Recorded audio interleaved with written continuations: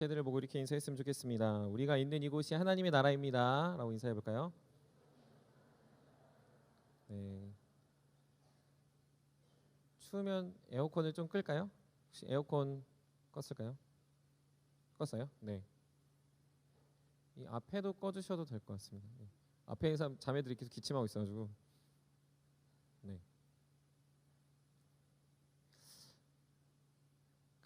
갑자기 더워져가지고 이제 반팔도 입고 에어컨도 틀은 것 같은데 우리 말씀 안에 또 은혜가 있었으면 좋겠습니다.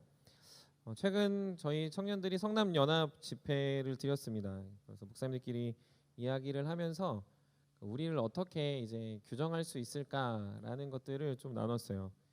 성남이라고 하기엔 분당에 사는 사람들이 뭔가 성남이라 말하기 싫을 것 같고, 그렇다고 우리를 구성남이라고 하기에는 또 우리 자체로 좀 너무 우리만 가둘 것 같다라는 생각이 있어서 사실은 이 우리를 규정하는 말 자체에 아직까지 답을 찾지 못하고 있습니다. 여러분들은 성남에 사시는 분들이 이제 많을 텐데 우리 성남을 이제 분당과 성남으로 이렇게 분당에 산다, 성남에 산다 이렇게 나누고 있는 것처럼 사실 우리가 우리나라에 살다 보면 이 부동산 그리고 어떤 지역에 사는 것을 굉장히 중요한 이슈로 삼아가고 있습니다. 최근에 한 자료를 본 적이 있는데요. 우리가 10년 전에 만약 1억을 갖고 그 1억을 어딘가에 투자를 했다면 과연 얼마의 값어치, 얼마의 투자금을 벌었을까 하는 통계 자료였습니다. 1억을 다양한 뭐 주식 이런 데에 투자하기도 하고 그리고 저축도 하고 그리고 이제 집에 투자했을 때 약 1억의 집에 10년 전에 투자를 했다면 그 집은 지금의 시세로 한 10억 정도가 되었다라는 통계였습니다. 쉽게 생각하면 1억을 투자해서 매년 1억씩 번 꼴이 되는 거죠. 물론 복리가 있었기 때문에 좀 계산은 달라질 수 있었겠지만 이런 정보들이 왜 나오나 보면 오늘 우리가 살아가는 세상에 이 부동산 그 어떤 땅의 문제들이 실제로 우리의 관심, 우리 안정과 평안을 흔들 때가 참 많이 있다라는 것을 보게 됩니다. 인류의 역사 안에서 인류 역사가 발전하는 그 과정에 도구의 발달이 굉장히 큰 의미가 있었다라고 우리는 잘 알고 있을 겁니다. 그런데 그건 못지않게 인류가 발전하며 지역이 확장되고 그리고 그 안에서 국가가 나타나고 제국이 생성되었다라는 것을 모르진 않을 겁니다. 그러면 그들이 왜 그렇게 제국을 만들어 갔을까라고 본다면 그 각각의 나라와 각각의 제국들은 저마다의 그 소망, 저마다의 목적이 있었다라는 거죠. 그건 각자가 이루고 싶은 낙원을 꿈꾸며 그러한 나라를 세워가는 것입니다. 예수님 당시의 로마나 그 이전의 바벨론이나 페르시아도 각각이 전 세계를 통치한다면 자신들이 전 세계를 다스린다면 그들은 너무나도 행복한 너무나도 좋은 나라가 될 수 있을 것이다라는 생각으로 그런 제국을 만들어 간 것이지 그냥 우리는 이 시대를 그냥 다스리겠다라는 단순한 일념으로 그 제국을 만드는 것이 아니었다라는 거죠. 그래서 그럴까요? 세상에서 많은 사람들이 낙원을 소망합니다. 그래서 이 낙원이라는 말이 유토피아라는 말로 우리가 잘 알고 있는데 이 유토피아는 헬라어 단어의 유 없다라는 단어와 토피아 땅이라는 겁니다. 없는 땅 이거를 다른 말로 하면 유토피아인데 그것이 낙원의 어원이 되고 있습니다. 그래서 토마스 모어라는 사람은 이 유토피아를 이렇게 정의했습니다. 모두가 바라지만 지금 현실에는 존재하지 않는 이상적인 사회다라고 말이죠. 우리가 조금 듬성듬성이긴 하지만 이 하나님 나라에 대해서 첫 번째, 두 번째 그리고 오늘 마지막으로 세 번째에 대해서 나누고 있습니다. 기억을 한번 더듬어 가면요. 첫 번째는 우리가 하나님 나라의 충분 조건에 대해서 배웠어요. 그러면서 우리가 하나님 나라의 백성으로서 충분한 성도의 삶을 사는가, 무늬만 성도가 아니라 진짜 주님이 찾으시는 성도인가에 대해서 나눴습니다. 두 번째로는 영원한 통치자이신 하나님의 통치를 받아들이는 것이 우리 삶의 참된 안전함과 풍성함의 이유가 된다라는 것을 나눴습니다. 이걸 보면 이제 오늘 나누는 내용의 핵심도 이 국가를 이루는 3요소, 국민, 주권, 영토 이 세 가지에 관련해서 오늘은 그 영토에 해당하는 내용을 나누려고 합니다. 2주 동안 우리가 우리의 성도됨, 성도의 충분 조건을 배웠고 그리고 그분의 주권 되심, 그분이 우리의 주인 되심을 배웠고 그 이제 우리는 어디에 살아야 하는가를 이야기한다라는 거죠. 이스라엘이라는 나라는 1948년에 영국과 서방 국가들의 도움으로 강제적인 독립을 합니다. 즉 팔레스타인이라는 그 지역, 우리가 지금 알고 있는 이제 가자지구, 즉 하마스와 전쟁을 하고 있는 그 지역에서부터 강제적인 독립을 하여 그들의 도움으로 지금 이스라엘은 나라가 생성되었죠. 그런데 생각해 보면 이들이 독립하게 된 1948년 이전에 그들은 어떻게 살았냐라고 본다면 그들은 흩어진 자들로 살았습니다. 이걸 여러분들이 잘 아는 말로 하면 디아스포라 유대인이다라고 하죠. 흩어진 자들인 거죠. 그래서 우리가 뭐 미국에서도 많이 있고 여기 곳곳에서도 유대인들이 세계의 영향력을 나타내는 것은 유대인들이 어떤 한 나라의 땅에 사는 게 아니라 수많은 나라에 흩어져 살기 때문에 그들의 영향력이 많이 있다라고 해서 뭐 다양한 뭐 음모론도 존재하고 그 안에 유대인들이 어떤 그들의 방식들을 이제 자랑하는 모습이기도 합니다. 간단하게 생각해 봤을 때 그들은 언제 나라를 잃었을까? 즉 언제 땅을 잃었을까라고 단순치로 생각해 본다면 바벨론의 침공으로 인해서 주전 587년에 그 나라, 그들은 그들의 땅에서 살 수가 없게 됩니다. 그래서 그들은 포로가 되었고 포로로 끌려간 그들의 백성이 나타나는 성경의 역사가 다니엘서, 뭐 에스겔서 이런 것들이 그들이 나라를 잃었다, 그들의 땅을 잃었다라는 것을 보게 됩니다. 이렇게 본다면 약 2500년 동안 1948년부터 주전 587년까지 간단하게 계산했을 때 2500년이라는 시간을 그들은 땅 없이 그들은 그냥 백성, 즉 국민만 존재했고 그들은 그들의 주권을 행사할 수 없었고 그들의 나라가 없이 유리하는 인생처럼 살았다라는 것을 보게 됩니다. 그러나 우리가 지금 세계 역사에서 보는 것처럼 이스라엘이 아무리 예루살렘을 회복했다 하더라도 그것이 하나님의 나라거나 혹은 그것이 하나님이 원하시는 뜻이었다라는 것은 사실은 장담하기 힘듭니다. 그들이 하마스를 공격하고 전쟁을 일으키는 게 정당한 이유가 될 수 없으며 동시에 그들이 예루살렘을 유지하고 있는 것 자체가 그들이 하나님이 보호하신다라는 방편이 될 수도 없다라는 거죠. 이건 무슨 말입니까? 그들은 아무리 나라의 형태를 갖추고 이스라엘이라는 모습을 완성했다 하더라도 그들에게 주어진 하나님의 나라와 하나님의 영광 그리고 그들에게 임했던 하나님의 나라로서의 제사장 모습은 이미 상실하고 찾을 수 없다라는 말이죠. 그러면 우리는 왜 하나님 나라, 지금 이 땅에 대해서 이야기하려고 하는가 생각해 보면 이 하나님 나라의 가장 중요한 메시지는 다름 아닌 우리 주 예수 그리스도, 예수님께서 가장 먼저 이 땅에서 사역을 하시며 가장 먼저 선포하신 내용이기 때문에 그렇습니다. 성경에서 이 하나님 나라의 개념을 이해하기 위해서는 먼저 즉 선제적으로 기억해야 되는 두 단어가 있습니다. 아마 다 들어보셨을 거고 스쳐 기억하고 있었겠지만 가장 중요한 단어는 이미와 아직이라는 말입니다. 이미 임한 하나님 나라, 아직 오지 않은 하나님 나라. 우리 한번 따라해 볼까요? 시작. 이미 임한 하나님 나라, 아직 오지 않은 하나님 나라. 이 개념이 머릿속에 반드시 있어야 한다라는 거죠. 예수님이 오신 그 순간 하나님 나라는 이미 이 땅에 임한 게 됩니다. 우리 한번 말씀 마태복음 4장 17절 우리 앞에 있는 화면을 보고 같이 읽어보도록 하겠습니다. 읽겠습니다. 시작. 이때로부터 예수께서 비로소 전파에 이르시되 회개하라 천국이 가까이 왔느니라 하시더라.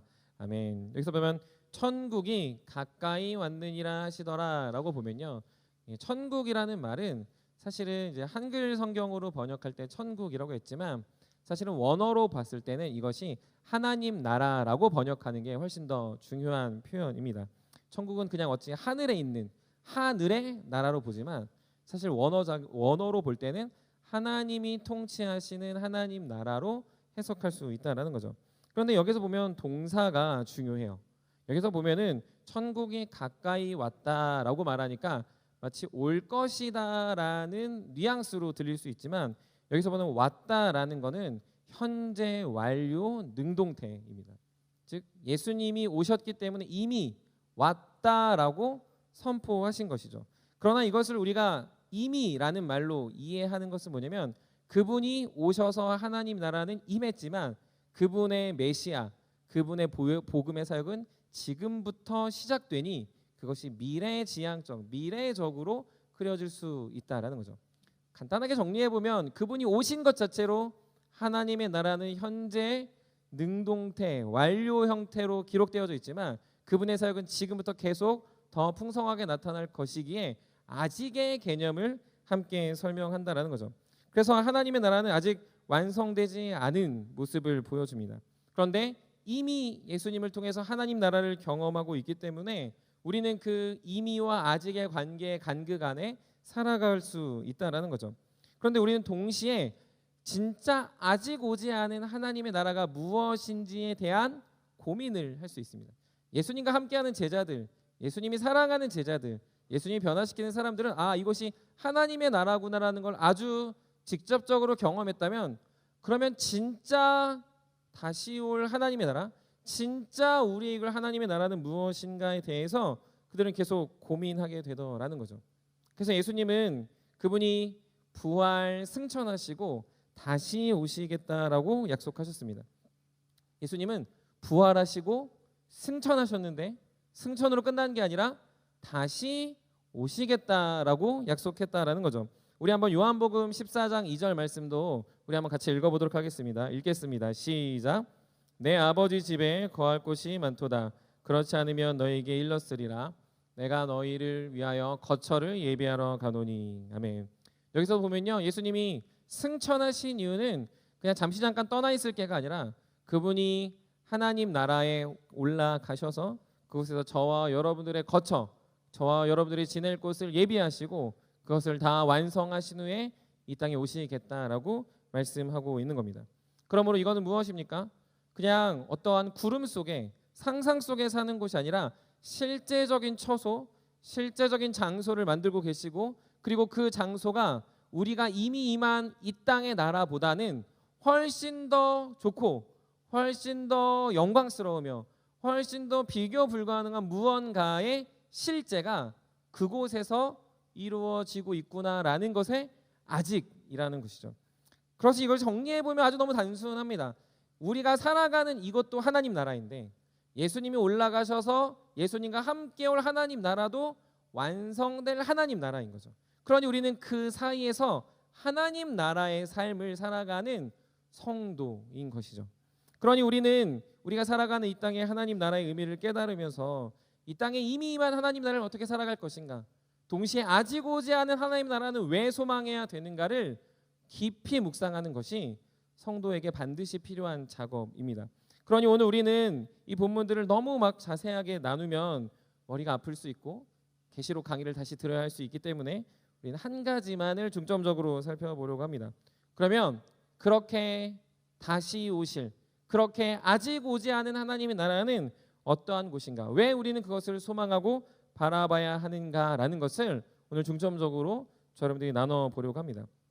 간혹 우스갯소리로 이런 말들을 하는 사람들이 있어요. 이 땅이 아직 좋은데 굳이 하나님 나라를 왜 소망합니까? 저희 집도 있고 차도 있고 결혼도 했고 돈도 많이 벌고 나름 넉넉하게 살아가는데 왜 하나님의 나라를 가야 합니까? 조금만 더 있다 왔으면 좋겠습니다. 조금만 더 있다 나중에 오셨으면 좋겠습니다 라고 말하는 사람들은 아주 간혹 볼 때가 있습니다. 근데 이 말이 얼마나 어리석은 태도가 되는지를 그들은 잘 모르는 것 같습니다. 왜 그렇습니까? 하나님의 나라는 사실 우리가 바라는 이 땅에서 누리는 어떤 행복과 기쁨과는 전혀 비교할 수 없는, 전혀 누릴 수 없는 영광과 기쁨이 존재하기 때문에 그렇다는 거죠.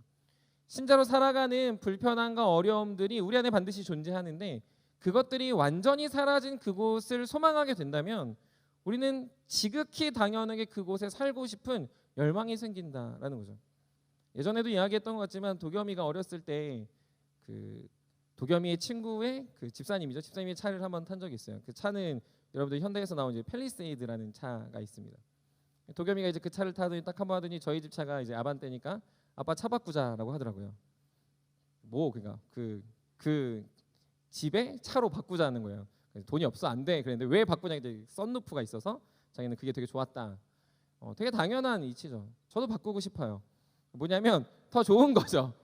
예.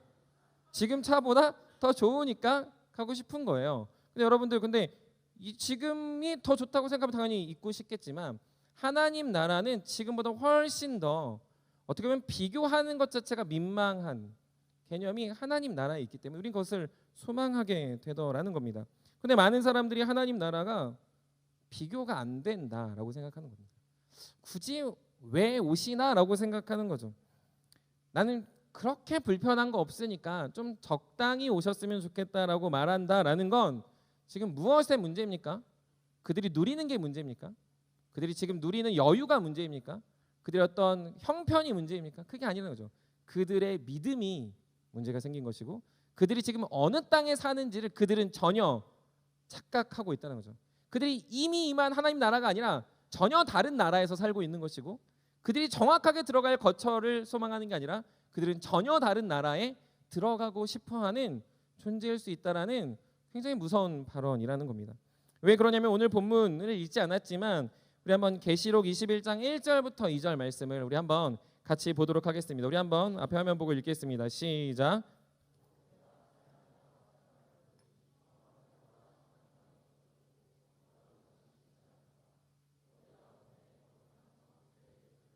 하나님께로부터 하늘에서 내려오니 그 준비한 것이 신부가 남편을 위하여 단장한 것 같더라.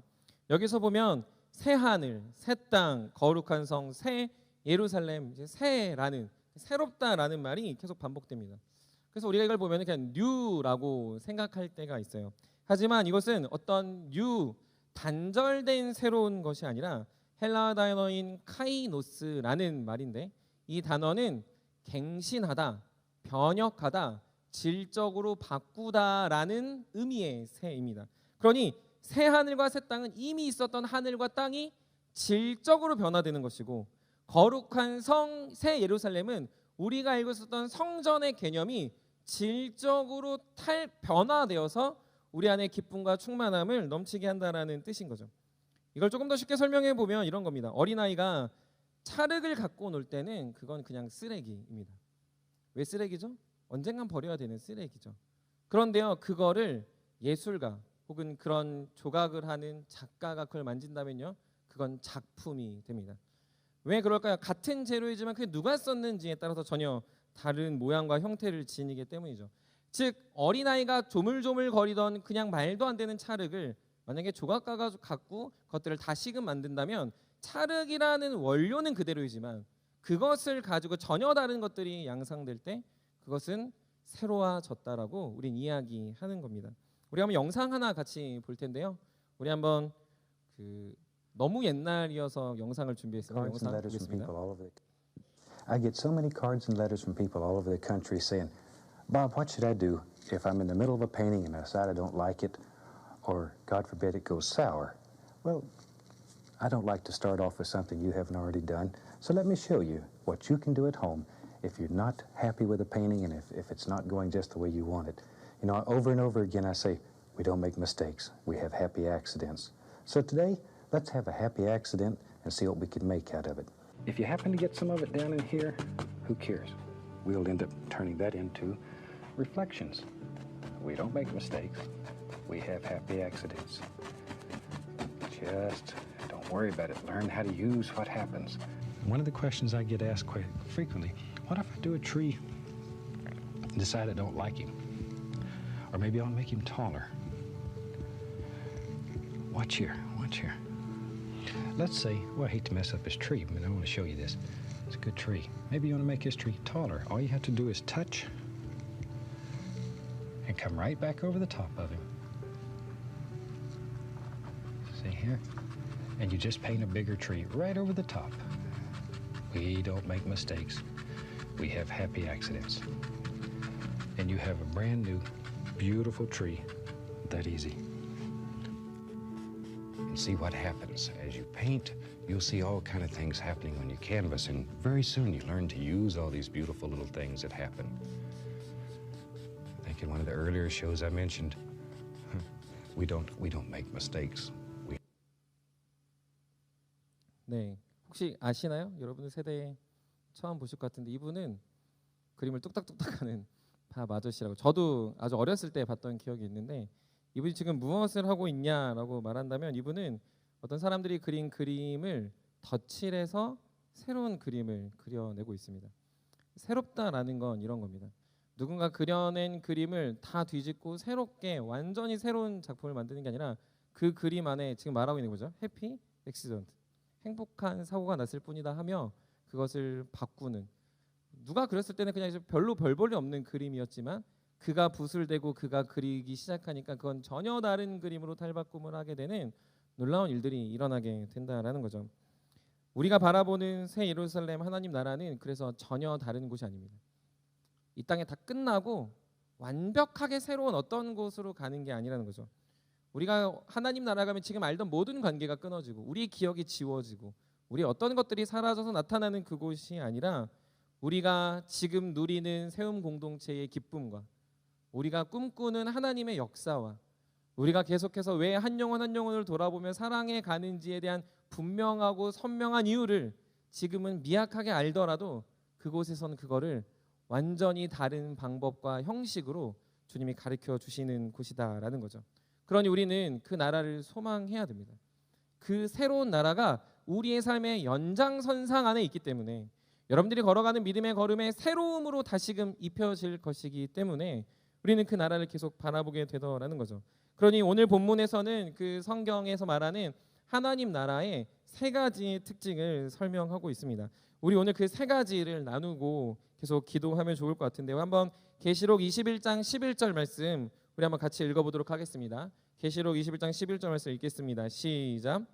하나님의 영광이 있어 그 성의 빛이 지극히 귀한 보석 같고 벽옥과 수정같이 맑더라. 하나님의 영광이 가득하기에 이 나라는 모든 보석이 사실 아름다움을 드러낼 수 있습니다. 우리가 무언가의 아름다움을 드러내기 위해서 이제 자매들이 하는 게 뭐냐면은 이쁘게 화장도 하고 보석도 걸치고 합니다. 그런데요, 사실은 정말 아름다움, 진짜 영광스러움요 그런 것이 없어도 아름다울 수 있어요. 근데 지금 하나님 나라를 묘사할 때 수많은 보석들에 집중하는 게 아니라 수많은 보석들도 있지만 그 보석이 보석될 수 있는 이유는 하나님의 영광이 그 안에 있기 때문이다라는 것을 성경은 지적하고 있습니다. 결혼식을 했는데 결혼식의 하이라이트와 같은 신부의 등장이 있어야 하고요. 콘서트를 하면 내가 좋아하는 가수가 멋있게 그 콘서트장에 등장을 해야 되듯이 하나님 나라에는 보석들이 중요한 게 아니라 보석을 더 빛나게 하고 드러내는 하나님의 영광이 있기 때문에 그것은 우리가 충분히 소망하고 바라봐야 되는 곳이다라는 것이죠. 그것은 설령 보석이 없더라도 설령 아무것도 없다 하더라도 그분의 영광만으로 충분하고 풍성한 곳임을 성경은 이야기합니다.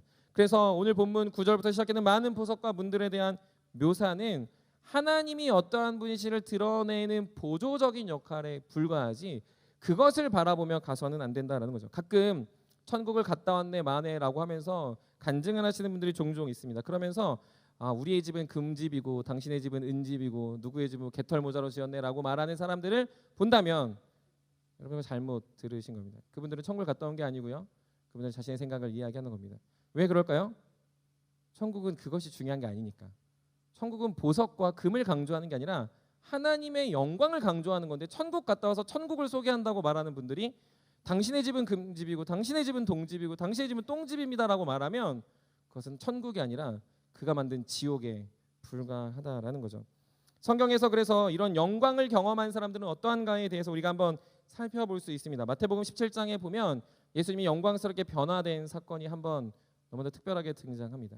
그래서 성경을 잘 보면요, 이것을 그 당시에 잘 적지 않고요, 생각하면서 적었다라는 뉘앙스가 마태복음 17장에 있어요. 왜냐하면 예수님이 갑자기 너무나도 하얗게 변화되는 변화산이라고 불려진 그 산 이름이 예수님이 변화된 것 때문에 그 산 자체 이름을 변화산이라고 부르게 된 사건이 있었다라는 거죠. 근데 놀라운 건 뭐냐면 그 영광스러움을 경험한 예수님의 수제자인 베드로와 요한은 그곳에서 예수님을 위하여 그리고 모세를 위하여 엘리야를 위하여 이곳에 산당을 짓고 이곳에 있겠습니다라고 말합니다. 이게 지금 무슨 말입니까? 베드로와 요한이 잘하고 있는 거다 이 말이 아니라 영광을 경험한 사람은 영광 속에 머물고 싶어 하는 거죠. 영광을 깨달은 사람은요 그 영광을 뺏어가는 것 자체를 두려워합니다. 어찌 보면 그 영광을 맛보았기 때문에 그곳에 있는 거죠. 여러분들이 예배의 영광을 경험했기 때문에 예배를 드리는 거고요. 여러분들이 하나님의 사랑을 깨달았기 때문에 하나님의 사랑 안에 머물려고 하는 것과 비슷하다라는 거죠. 그래서 영광스러움은요 압도당하는 거예요. 영광스러움은요 매료를 당하는 겁니다. 마치 신랑이 신부의 모습을 보며 감탄하고 감격하듯이 어떤 우리가 사랑하는 자녀들이 태어날 때 그 감격하듯이 사랑하는 영혼들이 복음에 변화되는 감격이 우리 안에 있듯이 그게 영광에 한번 딱 맛을 들이면요 우리는 계속 그 자리에 머무려고 하고 노력하며 살아가려고 한다는 거죠. 여러분들 가끔 여러분들이 하지 않는 운동을 열심히 하는 사람들을 보면 도훈 형제나 아니면 도훈 형제 같은 분들을 보면 우리가 가끔 왜 저렇게까지 열심히 하나 그런 생각이 들지만 도훈 형제 운동에 매료된 거죠. 믿으십니까? 이런 말 안 합니다. 네, 그렇죠. 운동 이렇게 열심히 하지 막 이런 사람들 보면요, 좀 왜 저렇게까지 하지라고 생각이 들지만 각자가 원하는 포인트가 있죠. 저도 열심히 사이클을 탑니다. 가끔 그래요. 뭐하러 그렇게 저희 아내가 뭐하러 그렇게 오래 자전거를 타고 다쳐가면서 타고 제 무릎에 자전거 타다가 상처가 있거든요. 그러면 왜 다쳐가면서 타냐? 근데 안 타봐서 그래요. 안 해봐서 그래. 도훈형한테 운동 듣잖아요. 안 해봐서 그래요. 다 운동하시길 바랍니다. 네. 문제 아시겠어요? 영광스러우면요, 경험하면 그 안에 머물게 된다라는 거죠.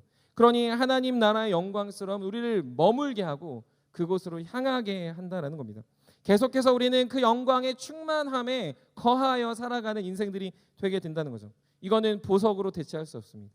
어떤 사람으로 대체할 수 없고요. 어떤 여러분의 업적으로 대체할 수 없어요. 하나님의 영광은 여러분들을 빛나게 할 뿐이고 여러분들 계속 그곳에 머무려고 한다라는 거죠. 그래서 우리가 바라보는 하나님 나라의 첫 번째 특징은 하나님의 영광이 풍성하여 우리가 그곳에 머물 수밖에 없는 곳임을 성경은 알려주고 있습니다. 두 번째로는 이 영광과 연관하여 그래서 그 모든 대체품, 그 영광을 견주는 모든 대체품들은 사라지게 됩니다.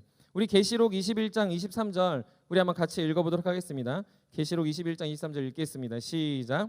그 성은 해나 달의 비침이 쓸데없으니 이는 하나님의 영광이 비치고 어린 양이 그 등불이 되심이라.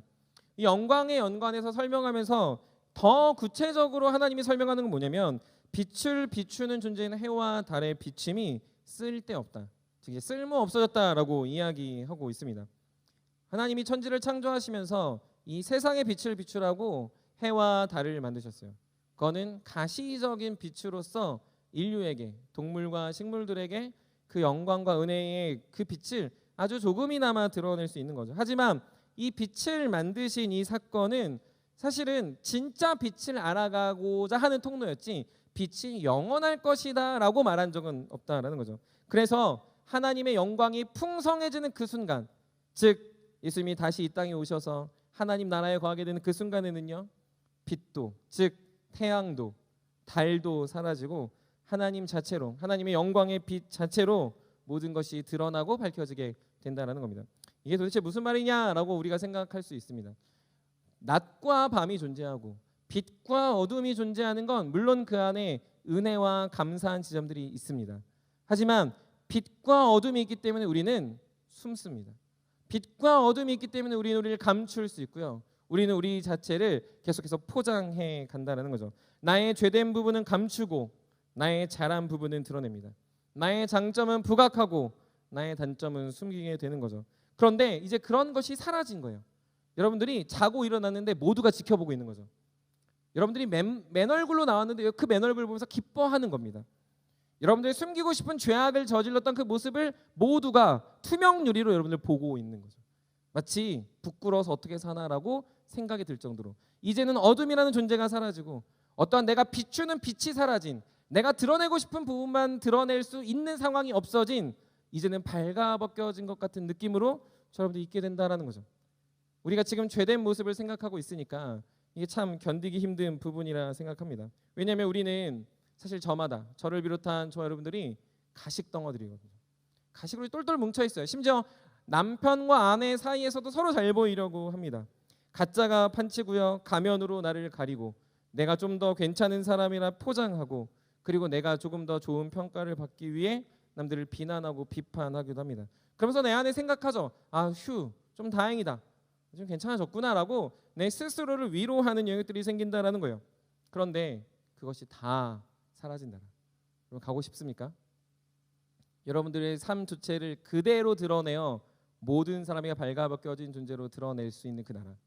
그곳은 숨길 것도 숨을 수도 여러분들이 어떠한 것으로 해서 평가받는 것이 너무나도 두렵다라는 마음이 가득한 그곳이 하나님 나라가 된다라는 거죠. 어떤 사람은 이게 참 속 시원하다 생각할 수 있습니다. 그러나 놀라운 건 무엇이냐면 그곳에서는 우리의 연약함과 우리의 죄악과 우리의 아픔이 다 사라지기 때문에 사실 우리를 드러내고 우리를 서로 경험할 수 있는 이 모습은 놀랍도록 기쁨과 감격이 된다라는 걸 성경은 이야기하는 겁니다. 지금은 내 안에 숨기고 싶고 죄성이 있고 우리 안에 아픔과 눈물과 어떤 좌절들이 있어서 그것들을 덮으려고 하지만 주님 오시는 그 나라와 하나님의 그 땅은 그 모든 것들이 사라져 모두를 사랑하고 모두와 평화하며 모두와 연합하고 모두를 기뻐할 수 있는 그런 존재가 되기에 이제는 우리 모두에게 하나님의 빛이 비춰지는 빛만이 존재하는 하나님의 사람이 된다라는 사실입니다. 그러니 그곳은 나를 다 드러내도 나를 비난하는 사람이 있는 게 아니라 나의 있는 모습 그대로를 사랑하는 모두가 존재하고요. 나의 연약함이라고 생각했던 모든 것들을 덮어주고 사랑해주는 모든 존재들이 있고요. 그리고 그곳에서는 서로 너나 할 것 없이 사랑을 실천하는 하나님의 백성들만 존재하는 그 땅이 된다라는 사실입니다. 하나님의 영광에 매료되어 살아가는 사람뿐만 아니라 그곳에 살아가는 모든 사람은 그래서 우리를 드러내고 더 알려주기 위하여 그곳에서는 숨김없이 우리가 연합하고 하나 되는 놀라운 일들이 있는 곳이 된다라는 거죠. 그러니 두 번째로 정리할 수 있는 건 그곳에선 저와 여러분들의 민낯을 보며 기뻐하는 곳입니다. 여러분들의 아주 깊은 죄악과 연약함들이 끄집어지고 사라진 진짜 알맹이를 보는데도 우리는 전혀 부담스럽지 않고 전혀 어색하지 않고 그리고 적당히 사랑이 아니라 깊이 사랑하고 더 사랑할 수 있는 너무나도 풍성한 하나님의 사랑의 나라가 그곳이다라는 것을 꼭 기억하셔야 됩니다. 마지막으로 세 번째 특징은 오늘 본문에 있는 24절과 26절에 있습니다. 한번 같이 읽도록 하겠습니다. 시작.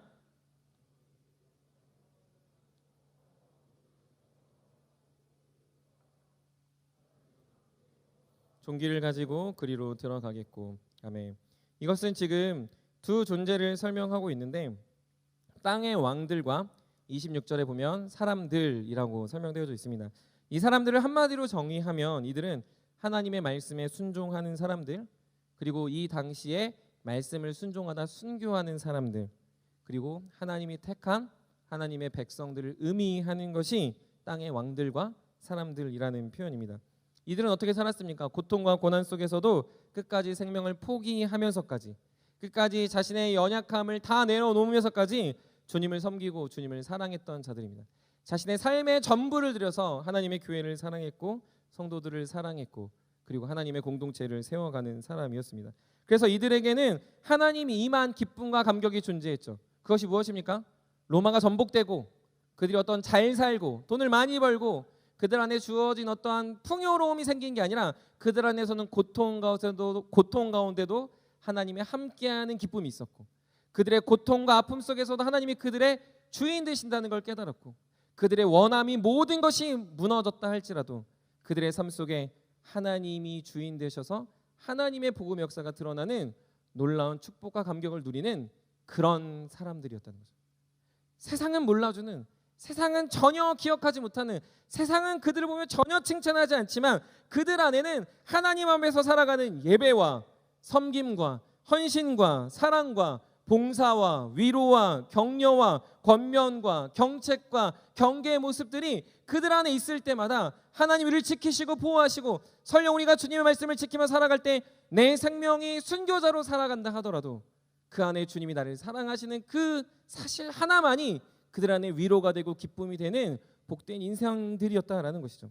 그럴 때 그들 안에 하나님 나라에 들어가는 땅의 왕들과 같이 그리고 사람들과 같이 영광과 존귀를 가지고 그곳에 들어간다라는 겁니다.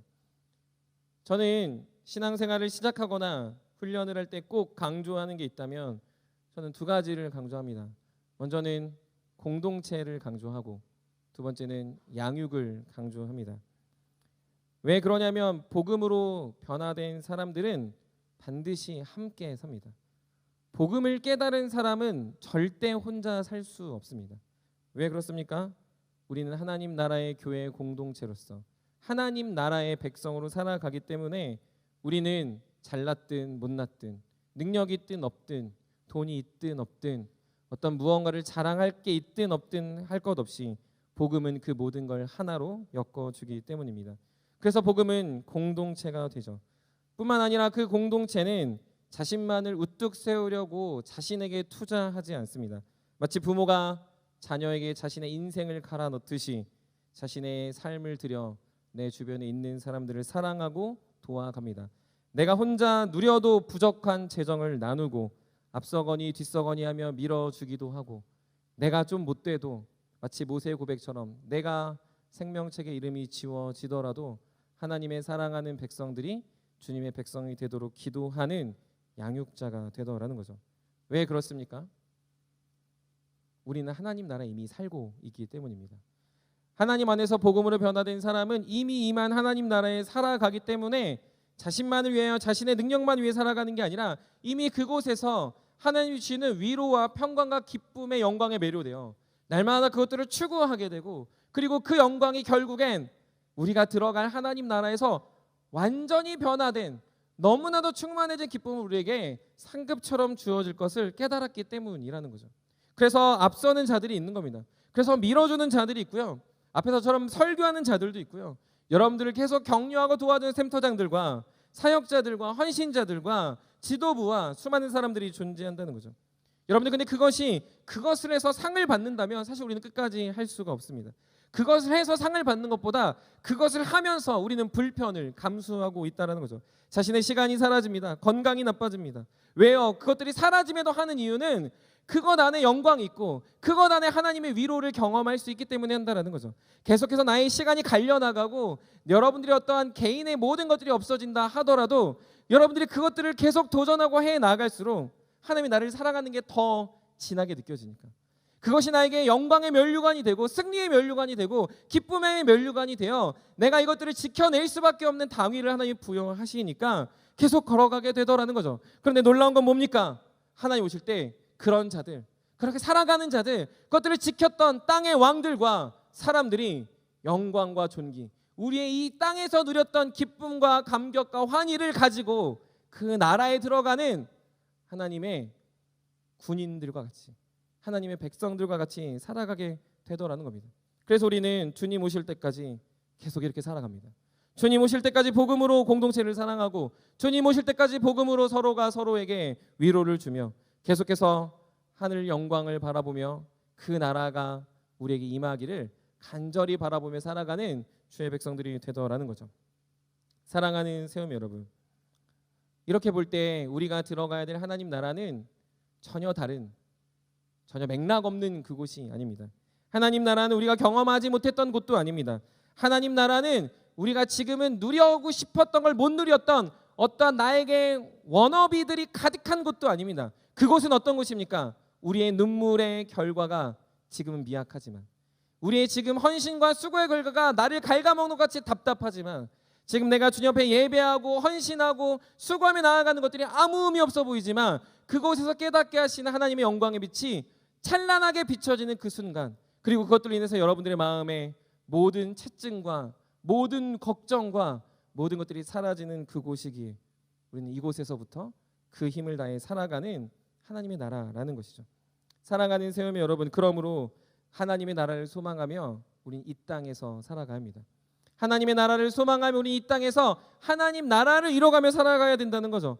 우리가 상상력을 동원해서 하나님 나라를 막 그리는 건 전혀 중요하지 않아요.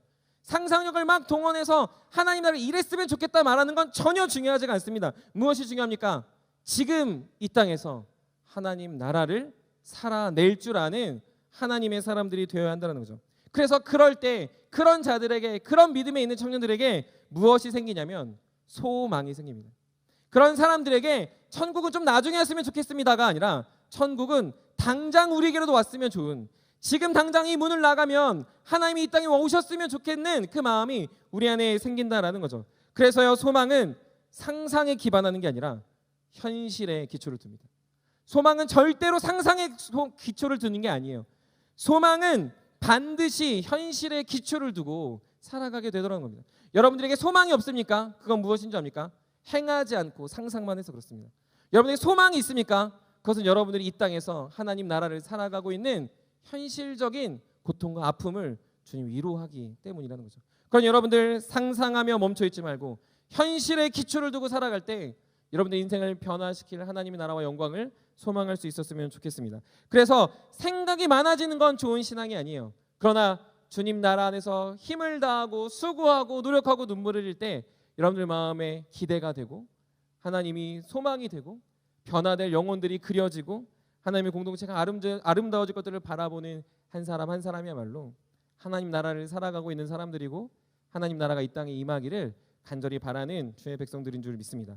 그러므로 사랑하는 모든 세움의 청년들이 여러분들의 삶에서 여러분들의 가정에서 그리고 무엇보다 직장과 생업 위에서 그 모든 삶이 하나님의 나라가 되시기를 간절히 소망합니다. 여기 있다 저기 있다 하나님 나라는 여기도 없고 저기도 없고 하나님 나라는 그냥 내가 거한 이곳에서 그냥 나 혼자만 누리는 것이 아니라 여러분들 인생에 너무나도 처절하고 혹은 아프고 힘들고 왜 해야 되나 의문이 든다 할지라도 여러분들의 삶 속에 그 하나님이 계속이 소망이 된다면 우리가 언젠가 다투지 않을 그날이 소망이 되고 우리 모두가 더욱더 친해질 날이 기대가 되고 우리의 죄가 다 사라져 나 스스로를 완전히 드러내도 부끄럽지 않을 그날을 바라보게 된다면 우리는 이미 이 땅을 하나님의 나라로 살아가고 있는 줄 믿습니다. 사랑하는 세움의 여러분, 그러므로 여러분들 그렇게 살아가는 하나님 나라의 백성들이 되시길 간절히 축복합니다. 하나님 나라를 날마다 이뤄가시고 하나님 나라가 도래할 것들도 소망하시고 그렇게 살아가는 삶 속에 하나님의 축복이 하나님의 능력이 일어나길 바랍니다. 밥 아저씨가 말했던 걸로 보면 여러분이 잠깐 넘어지는 건 행복한 사고가 일어난 겁니다. 해피 액시던트가 일어난 거죠. 잠깐 넘어진 거예요. 잠깐 실수한 거고 잠깐 여러분들 주저앉은 겁니다. 그러면 그 위에 다시금 그려가실 하나님의 영광과 능력을 바라보며 여러분들 힘과 하나님 앞에 기도와 하나님 앞에 여러분들의 인생을 쏟아부어 여러분들이 만들어갈 여러분들을 통해 이루어갈 하나님의 나라를 계속 그려갈 줄 아는 우리 사랑하는 세움의 청년들이 되시기를 주님의 이름으로 간절히 축복합니다. 말씀을 마무리합니다. 목사 안수를 받고서 가장 어려웠던 순간을 꼽으라면 저는 장례 예배를 인도했던 때라고 말할 수 있을 것 같습니다.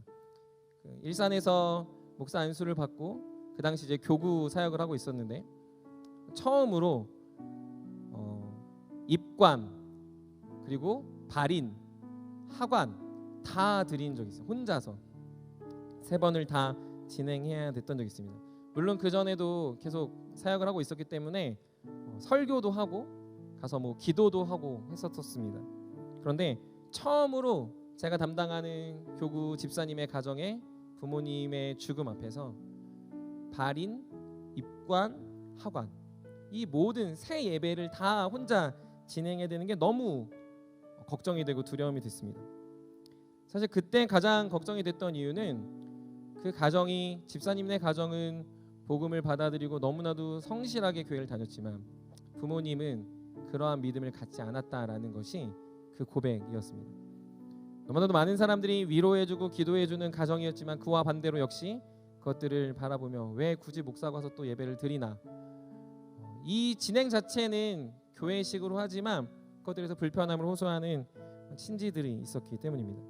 그래서 그 상황을 보며 기도하고 어떻게 말씀을 전할까 어떻게 말씀을 나눌까 고민했던 적이 있습니다. 말씀으로 그들을 위로해야 될진데 사실 제 안에 드는 건 이 죽음에 대한 설명들을 해야 될 텐데 어떻게 이걸 잘하고 믿지 않는 사람들한테도 그리고 유족들에게도 이것이 소망이 될 수 있을까를 고민했습니다. 그렇게 기도하던 중에 드는 마음에 생각이 나는 단어가 있었습니다. 그건 엔드가 되게 하라였습니다. 엔드가 되게 하라. 그건 무엇이냐면 우리의 죽음은 세상은 끝이라 하지만 우린 그것이 그 다음이라는 의미였습니다. 그 당시 때 나눴던 장례 설교 일부를 나누면 다음과 같이 나눴습니다. 모든 사람은 끝, 슬픔, 고통으로 죽음을 대합니다. 하지만 성도는 그 다음 그리고 그 이후의 삶을 바라보게 합니다. 그 이유는 우리가 지금까지 성도로서 하루하루 그렇게 살아왔기 때문이고 그렇게 우리는 내일을 소망하며 걸어갈 것이기 때문입니다. 성도의 삶은 엔드가 아니라 엔드의 삶입니다. 그래서 우리가 나누는 이 슬픔은 엔드가 아니라 기쁨으로 변화될 엔드이고 우리가 바라보는 믿음은 죽음의 엔드가 아니라 생명의 엔드가 되어 예수 그리스도 앞에 서 있을 것입니다 라고 나눴습니다. 사랑하는 세우미 여러분, 여러분들의 삶은 엔드여야 합니다. 여러분들의 신앙의 걸음은 오늘이 엔드가 되셔야 합니다. 계속해서 하나님 나라에서 죽고 다시 살고 다시 도전하고 다시 걸어가. 여러분들의 그 이유가 기대되고 여러분들이 그렇게 씨를 뿌리고 생명을 주님 앞에 내어 드릴 때 여러분들 인생이 재해석되고 다시금 보여지는 하나님 나라의 소망이 심어지는 엔드여야 한다라는 거죠. 오늘을 그렇게 살아가는 성도는 반드시 그 다음이 있습니다. 오늘을 하나님 나라에서 살아가 주님 안에서 죽고 주님 안에서 다시 사는 사람은 반드시 그 다음의 소망이 여러분들 마음에 물밀듯 일어오게 됩니다. 그래서 우리가 주를 위해 수고하고 헌신하고 땀방울을 흘리는 것이 그냥 스쳐 지나가는 인연과 스쳐 지나가는 열매가 아니라 반드시 그것은 질적으로 완전히 변화되고 갱신되어 여러분들이 인생에 더할 나위 없는 감격과 감사가 되며 그리고 그것들을 바라볼 때 여러분들은 그 다음 예수 그리스도 앞에 주님 보좌 앞에 우뚝 서게 될 하나님의 군사 같은 자들이 될 줄 믿습니다. 사랑하는 세움의 청년 여러분, 예수님이 죽음 이후에 부활을 맞으셨고 부활 다음에 승천하셨고 승천하신 주님이 다시 오시는 엔드의 삶을 사신 것처럼 청년 시절의 다음에 신혼부부가 있고 신혼부부 다음에 장년의 삶이 있고 장년 이후의 삶에 하나님이 기뻐하시는 믿음의 선배가 되는 이 놀라운 엔드의 삶을 고백하시며 죽음을 바라보시고 하나님 나라를 바라보시고 여러분들의 인생의 걸음을 묵묵히 걸어갈 줄 믿습니다. 그렇게 살아가는 여러분들을 통해서 하나님의 나라가 어디 있습니까? 물을 때 하나님 나라가 무엇입니까? 라고 보여달라 할 때 우리의 공동체를 우리의 가정을 우리의 지체들을 여감없이 보여주고 그 안에 드러나는 하나님의 사랑의 위로와 풍성함이 그 나라엔 더 위대하고 가득하게 드러납니다 라고 전할 수 있는 우리 모든 복음의 청년들이 되시기를 간절히 축복합니다. 그래서 올 한 해 살아갈 때 그런 엔드의 삶이 되어 우리가 그 다음이 기대가 되는 지금보다 그 다음이 더 기대되는 모든 세움의 청년들과 신혼부부들의 삶을 축복하고 기도합니다. 서로가 그러한 삶이 되시고 그러한 모습 안에서 날마다 위로와 소망을 가득 갖는 우리의 모든 올 한 해의 삶이 되시기를 주님의 이름으로 간절히 축원합니다. 우리 다 같이 일어나서 우리 그 마음을 담아 우리 영광이 열방에 우리 같이 찬양하며 기도 자리로 나아가도록 하겠습니다.